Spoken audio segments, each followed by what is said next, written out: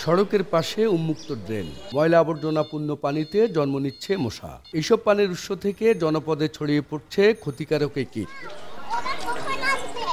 লক্ষ্মীপুর পৌরসভা এখন মশার স্বর্গরাজ্য।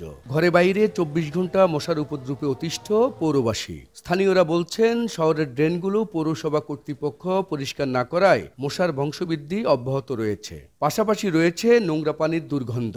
এ কারণে অনেকে দিনেও দরজা জানালা বন্ধ করে রাখছেন। মশা অতিরিক্ত, দিন কি রাত কি বাবুরে মশার জ্বালায় কোনো থাম জানা। শুধু বাইর না, ঘরও থাকতে আমাদের খুব কষ্ট হচ্ছে। ডেঙ্গু রোগে মানুষের অনেক কষ্ট পাইতেছে।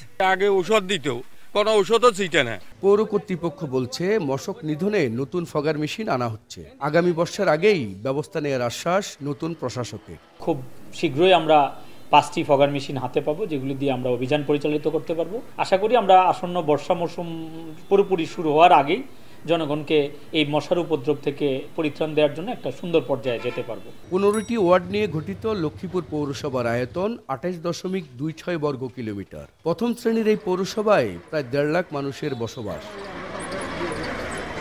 মাজহারুল আনোয়ার টিপু, সময় সংবাদ, লক্ষ্মীপুর।